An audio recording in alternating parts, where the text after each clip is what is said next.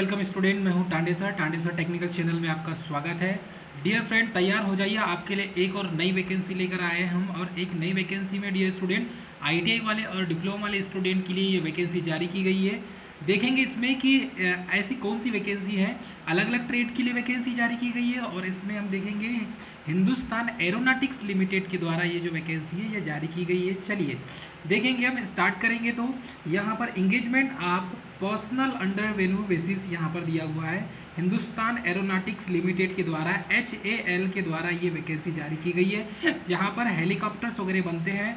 ठीक है, तो इसके जो जहाँ पर भी हेलीकॉप्टर सबमरीन्स वगैरह बनते हैं वहाँ के लिए वैकेंसी जारी की गई है। और स्पेशली फॉर ये ITI वाले स्टूडेंट के लिए यहाँ पर वैकेंसी जारी की गई है। तो ये जो वैकेंसी है ये वैकेंसी ITI वाले स्टूडेंट के लिए जारी की गई है। तो ध्यान देंगे, जितने भी ITI वाले स्टूडेंट हैं जुड़ जाइए और सब तैयार हो जाइए इस वैकेंसी को भरने के लिए। इसमें अपॉर्चुनिटी इतनी अच्छी है कि ये सेंट्रल गवर्नमेंट की जॉब है और इसमें हाल हिंदुस्तान एरोनॉटिक्स लिमिटेड के द्वारा जो वैकेंसी जारी की जाती है वो परमानेंट वैकेंसी जारी की जाती है।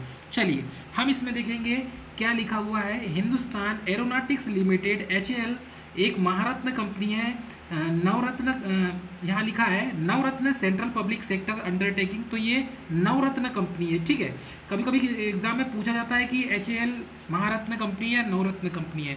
तो ये नवरत्न कंपनी है, अंडरटेकिंग है पब्लिक सेक्टर के। It is the premier aeronautically industries of the south east area. तो जो साउथ ईस्ट वाला जो एरिया है उस एरिया के लिए with 20 production overall service division and 11 located RD centres spreaded across the country. तो इसे इसके 11 जो है वो लोकेटेड सेंटर है, वहाँ पर ही इसकी भर्ती कराई जाती है।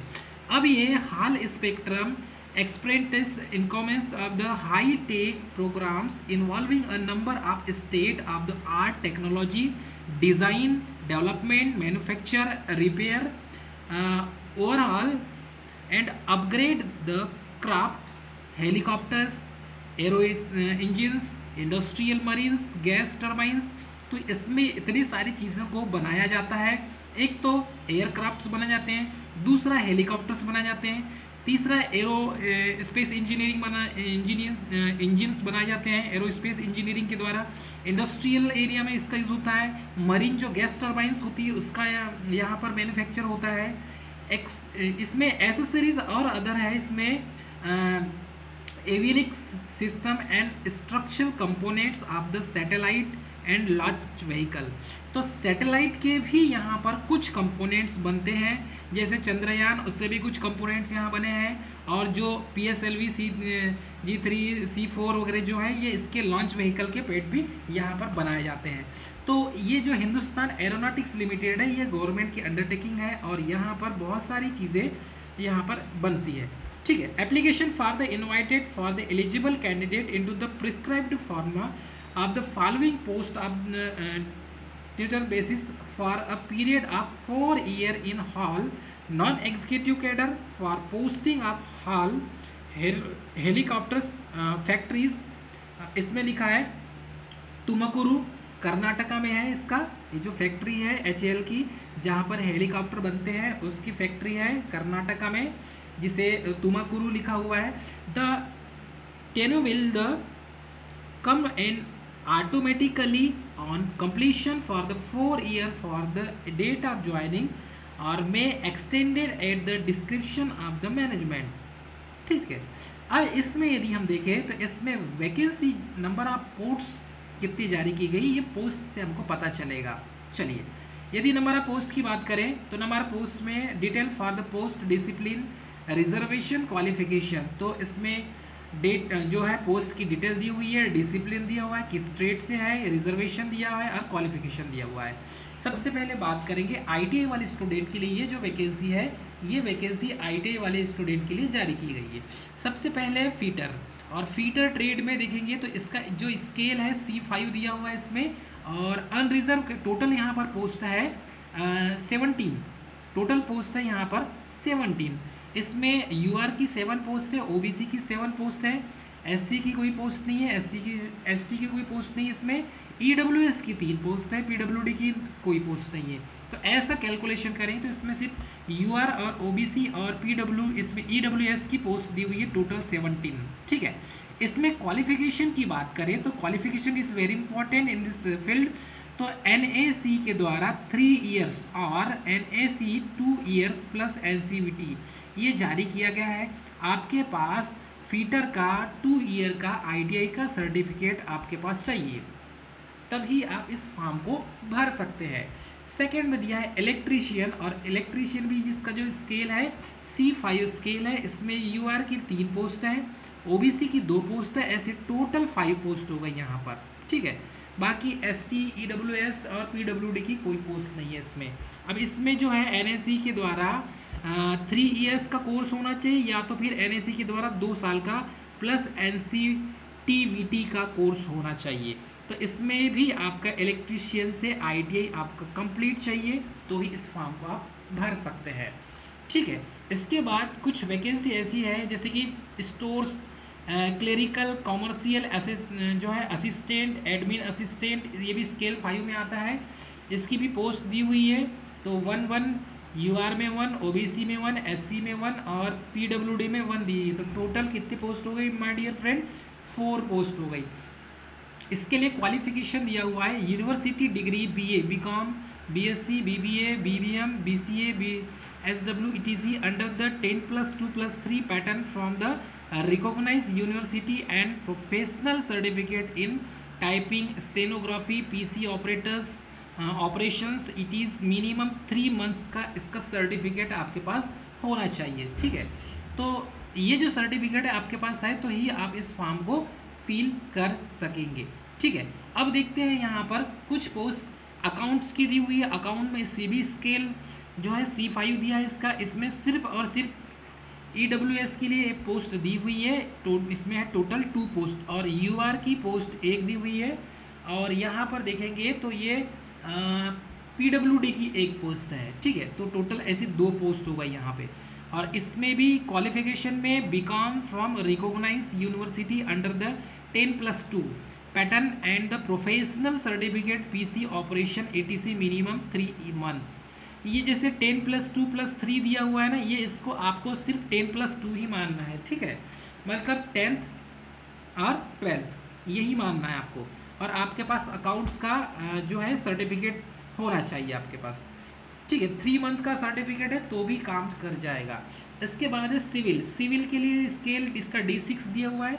यूआर की पोस्ट देखेंगे इसमें तो 1 पोस्ट है और टोटल पोस्ट हो गई यहाँ पर 1 पोस्ट। इसमें 3 year regular diploma in civil engineering. तो सिविल इंजीनियरिंग से इसमें डिप्लोमा का मेन क्वालिफिकेशन रखा गया है। चलिए, इसके बाद बात करेंगे टेक्नीशियन की। तो टेक्नीशियन में देखेंगे तो इलेक्ट्रिकल, इसमें स्केल जो D6 दिया हुआ है, इसमें यूआर की पोस्ट है 3। ठीक है, उसके बाद ओबीसी की पोस्ट है 3 और 1 पोस्ट है यहाँ पर देखेंगे तो ईडब्ल्यूएस के लिए 1 पोस्ट है, ये ईडब्ल्यूएस के लिए। तो ऐसे यहाँ पर टोटल 7 पोस्ट हो गई। तो टोटल पोस्ट यहाँ पर 7 हो गई। इसके लिए क्वालिफिकेशन भी वही होगा डिप्लोमा।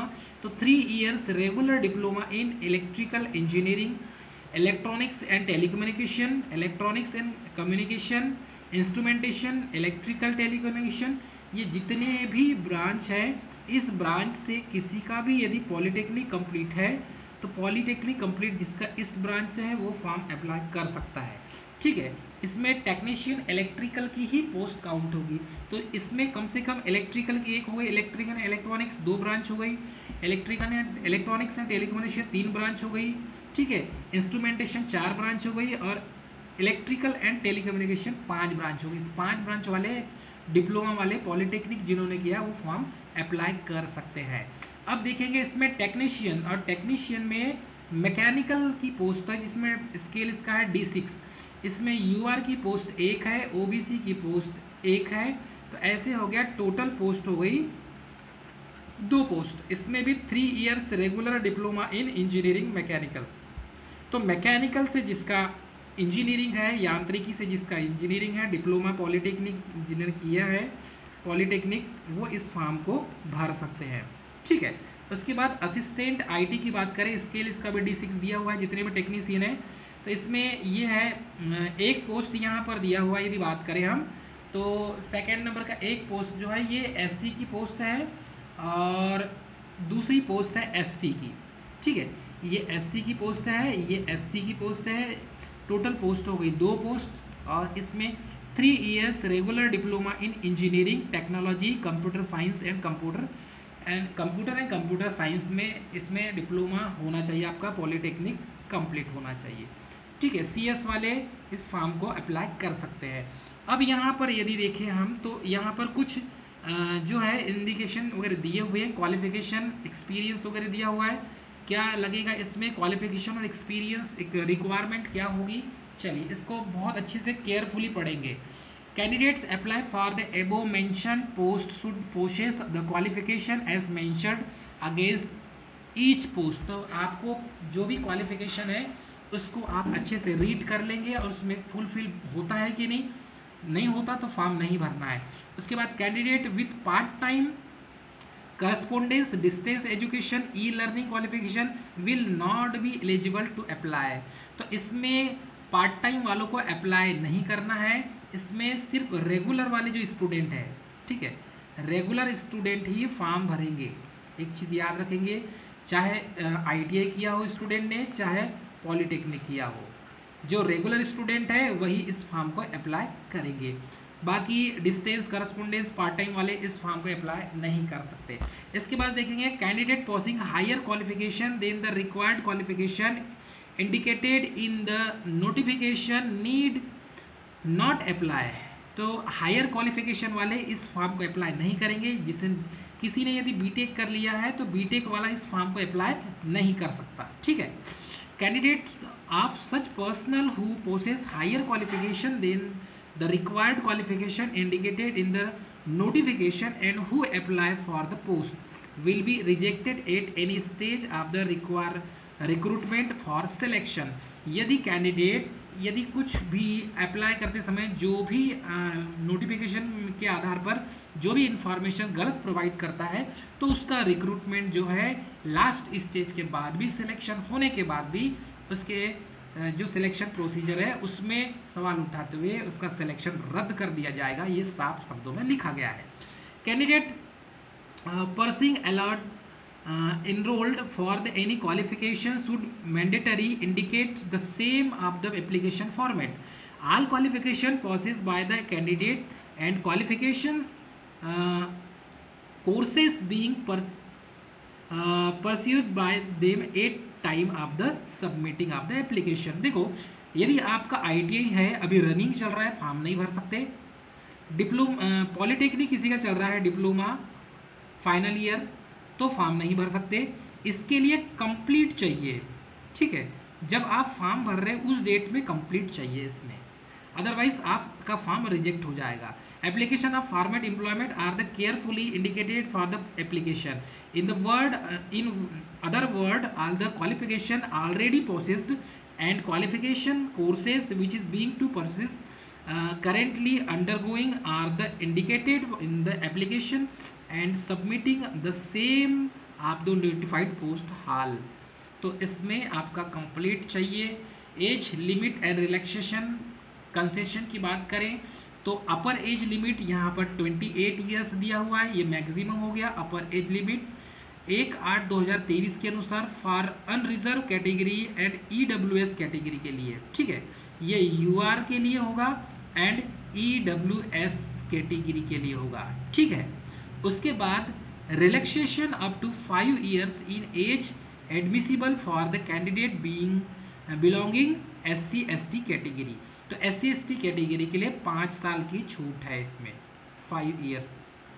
ठीक है, एज रिलैक्सेशन मिलेगा। ओबीसी कैंडिडेट को 3 साल का यहाँ पर रिलैक्सेशन मिलेगा। ठीक है, ओबीसी कैंडिडेट को 3 साल का रिलैक्सेशन मिलेगा। अपर age limit of person of the benchmark disabled person, जो डिसेबल्ड वाले हैं उनको 10 साल का रिलैक्सेशन मिलेगा। ठीक है, इसमें और अदर जो है उसमें भी मिलेगा, जो PWD वाले कैंडिडेट हैं। Upper age limit relaxable by 5 years in respect for the candidate who had the originally been domiciled in the state of Jammu Kashmir, उनके लिए अलग से 5 साल की और छूट मिलेगा जम्मू कश्मीर वालों को। ठीक है, ये 80 से 89 के बीच में जिसका डेट ऑफ बर्थ है वो भी इस फॉर्म को भर सकता है। ओनली फॉर J&K वाले, ठीक है, बाकी अदर को नहीं है, 5 साल का अलग से relaxation. The upper age limit with are इसमें दिया हुआ है, ठीक है, विथ आर, एक मिनट,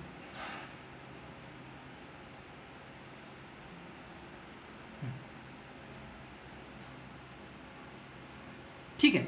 तो इसमें जो अपर एज लिमिट दी हुई है, इसमें अपर एज लिमिट की बात करें तो अपर एज लिमिट साफ लिखा हुआ है, with are relaxation shall not exceed 55 years. For PWD candidates the upper age limit with the relaxation shall not be 56 years. इससे ज़्यादा तो नहीं होना चाहिए, अब तो बूढ़े हो जाते हैं, इससे ज़्यादा एज वालों को तो फॉर्म भी नहीं भरना चाहिए, ठीक है। प्लेस ऑफ द पोस्टिंग, आपकी पोस्टिंग कहाँ होगी my dear friend? The selected candidate will be posted at HAL helicopter factory Tumakuru Karnataka, ठीक है, कर्नाटका में तुमाकुरू जो HAL फैक्ट्री है वहाँ पर आपका सिलेक्शन होगा, वहीं पर आपकी ज्वाइनिंग होगी और वहीं आपको जॉब करना है। However they are liable to be transferred posted assigned to any place where Hall has of the division office says based depending upon the organizational requirement। इसमें साफ बोला गया है आपकी भर्ती तो यहाँ पर होगी हेलीकॉप्टर फैक्ट्री में, लेकिन डिपार्टमेंट के द्वारा HAL के द्वारा आपको दूसरे डिवीजन में भी भेजा जा सकता है, ठीक है।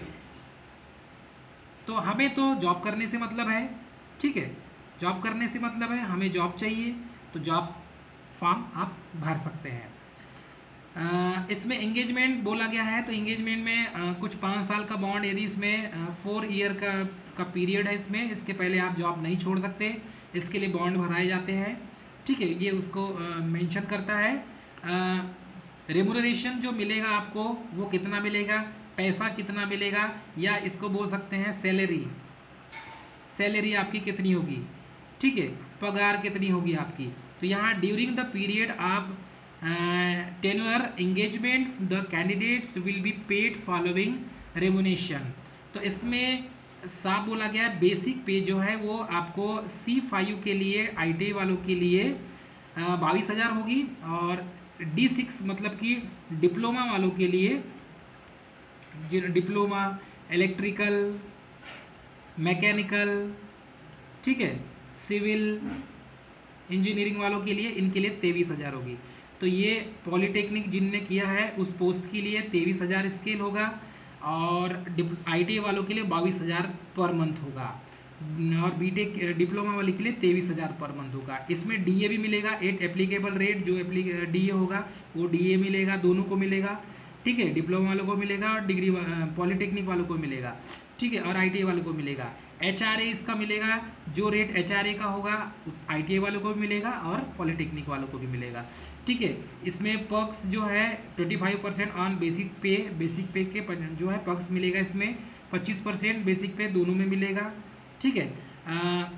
लमसम जो अमाउंट है टूवर्ड द मेडिकल एक्सपेंशन उसमें 1,500 रुपये मिलेगा आपको, 1,500 रुपये दोनों को मिलेगा मेडिकल ट्रीटमेंट के लिए। अदर बेनिफिट्स अलावेंस भी है एज पर रूल आपको मिलेगा। ये समझिए कि आपकी यदि हाल HAL हिंदुस्तान एरोनॉटिक्स लिमिटेड में आपकी जॉब लग गई तो आपकी बल्ले बल्ले है, आपको सारी फैसिलिटीज़ मिलती है इसमें।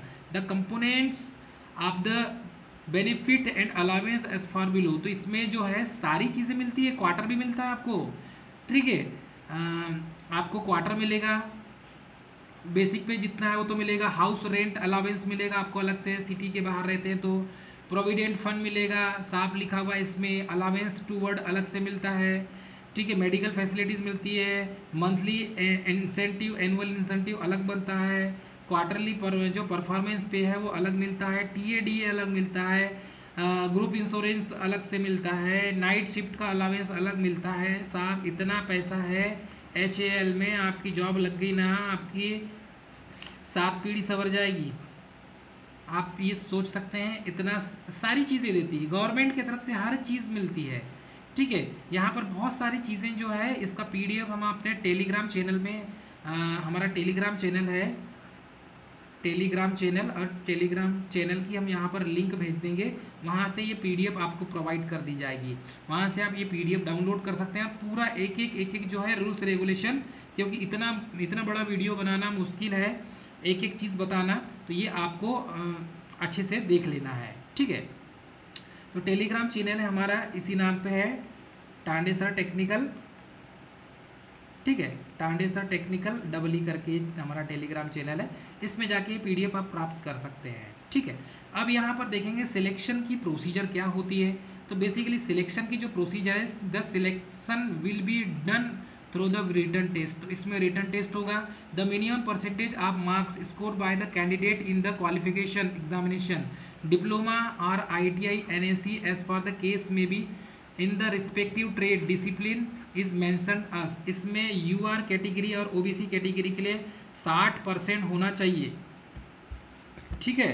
ITI वाला स्टूडेंट भी है तो भी 60% चाहिए, और पॉलिटेक्निक यदि किसी स्टूडेंट ने किया है तो उसके भी 60% चाहिए, UR और OBC अनरिजर्व कैटेगरी और OBC कैटेगरी के लिए। और SC ST PWD के लिए 50% रिक्वायर्ड है। मतलब ITI में भी 50% होना चाहिए, पॉलिटेक्निक में भी 50% होना चाहिए, ठीक है। तो दो पोस्ट है, एक ITI वालों के लिए वैकेंसी है, दूसरा पॉलिटेक्निक वालों के लिए। तो पॉलिटेक्निक वालों के पास भी, उनके पास जो डिप्लोमा है वो 50% का होना चाहिए, और ITI वालों के पास भी जो डिप्लोमा है वो भी 50% का चाहिए, ठीक है। तो इस तरीके से जिसके पास होगा वही इस फॉर्म को भर सकता है, ठीक। चलिए अब हम आगे बढ़ते हैं इसमें। अब इसमें देखेंगे, if the number of candidates with the above percentage of marks are large in number, the company reserve to right of the decide the cut off percentage for calling the candidate for the written test based on the marks secured in the qualification examination diploma or ITI and NAC prescribed for the particular trade and discipline। साफ लिख दिया गया है। कम ज़्यादा जो है percentage, यहाँ भी 60% बोला है, 50% भी कर सकती है, लेकिन जैसे उनके पास फॉर्म आएंगे उस हिसाब से वो डिसाइड करेंगे, ठीक है। फिर है the date time and venue of the written test will be intimated the shortlisted eligible candidate by email hall website in the email is provided in the application format by the candidate, the same will be also be hosted on the HAL website। तो या तो आपको जो है आपको exam के लिए, return test के लिए, ठीक है, आपको मेल किया जाएगा, या तो फिर इस साइट में आप अपना नाम दे सकते हैं कि किस किस को रिटर्न टेस्ट के लिए बुलाया गया है। बेसिकली ईमेल आ जाता है, ईमेल प्राप्त हो जाता है सभी को, ठीक है। The candidate written test will be 2/2, मतलब ये 2.5 घंटे का होगा। The written test will be आप 2.5 घंटा ड्यूरेशन होगा। The test will be the 3 parts. First part होगा comprising of the multiple choice question, MCQ होंगे। पार्ट 1 में will be consist of 20 question होंगे। पार्ट वन में डियर स्टूडेंट 20 क्वेश्चन होंगे, ठीक है। इसमें जो question on the general awareness, और पार्ट 2 में होगा, इसमें जनरल अवेयरनेस GA पूछेगा।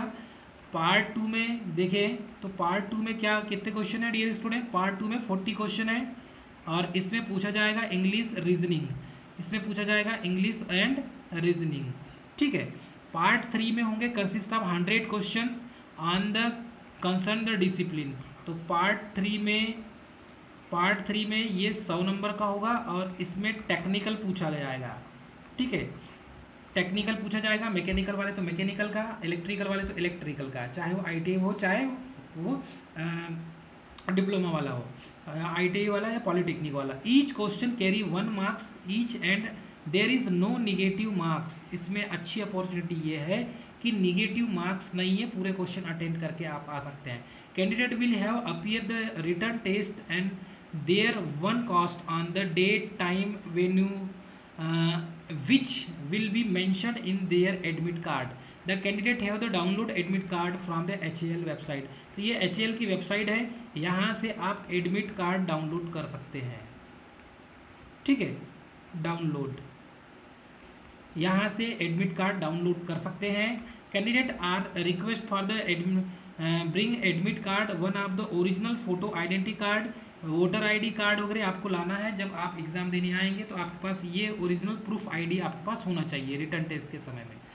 ठीक है, बाकी जो है selection of the candidate done by the based on the marks score card written test only on in the order of merit, तो मेरिट के आधार पर आपका सिलेक्शन होगा। ठीक है, candidate who qualify the written test will be called the document verification in order the merit, तो merit के आधार पर आपका सिलेक्शन होगा। Final selection will be made on the basis of the performance of the written test, written test के आधार पर ही आपका परफॉर्मेंस जो है वो आपका सिलेक्शन होगा। The number of the candidate call for the document verification will be limited to be number of the post mention discipline category wise.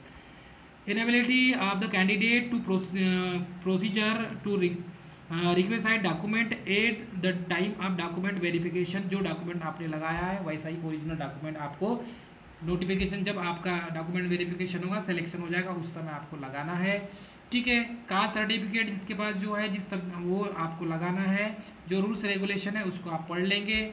Caste certificate आपको लगाना है, बर्थ सर्टिफिकेट लगाना है, सेल्फ अटेस्टेड डॉक्यूमेंट लगेंगे आपको, education qualification के, experience, date of birth का certificate, ये सारे डॉक्यूमेंट जब आपका ज्वाइनिंग होगा उस समय लगेगा। ठीक है, यहाँ पर साफ लिखा है date and time place the document verification will be inform through the email ID, email ID के थ्रू इन्फॉर्म कर दिया जाएगा आपको। Candidates who qualify document verification stage would be reimbursed travelling allowance T, sleeper case जो है class 2, train fare, bus fare, आपको जो भी है वो सब मिलेगा, मतलब टीए आने जाने का आपको मिलेगा डियर फ्रेंड।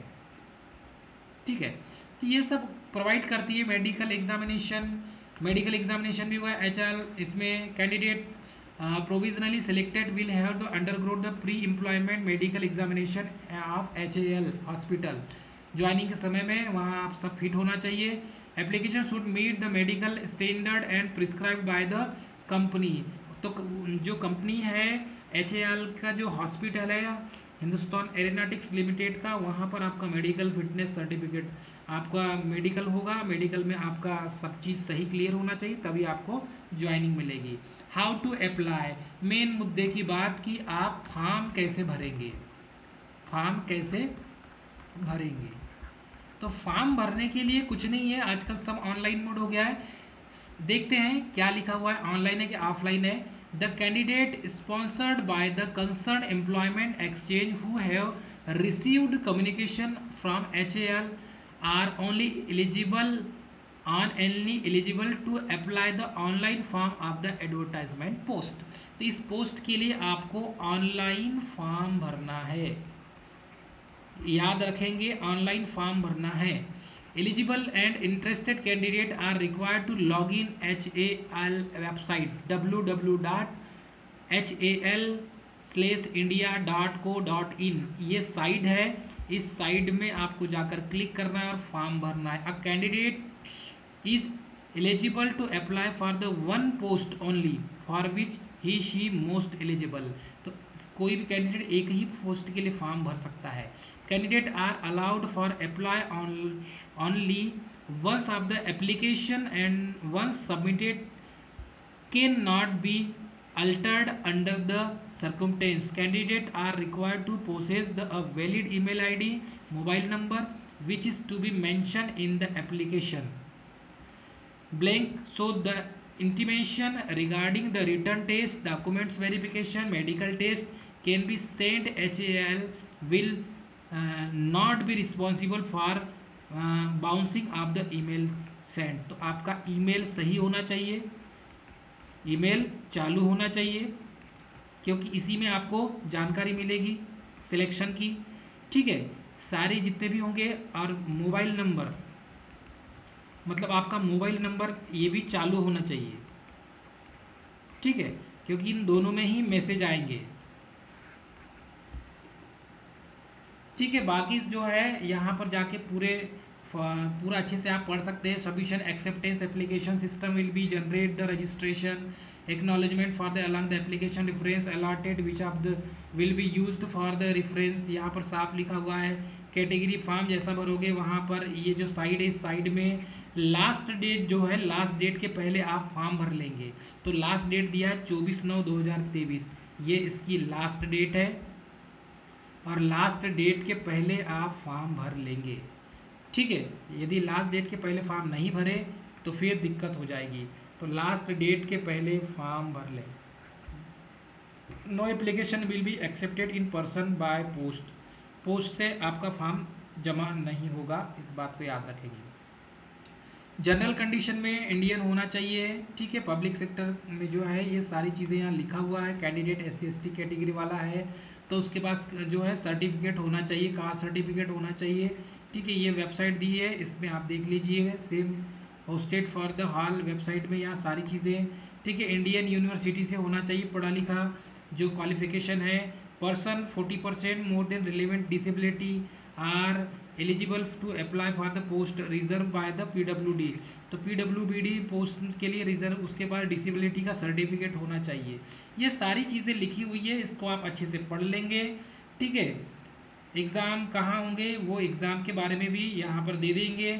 ठीक है, इन केस एनी पर्टिकुलर जो क्लियरिफिकेशन जो है यदि आपको करना है तो ये इसका वेबसाइट दिया हुआ है, ये ईमेल आईडी है, इस ईमेल आईडी में आप मैसेज कर सकते हैं या कांटेक्ट कर सकते हैं। ये मोबाइल नंबर दिया हुआ है, इसमें कांटेक्ट कर सकते हैं।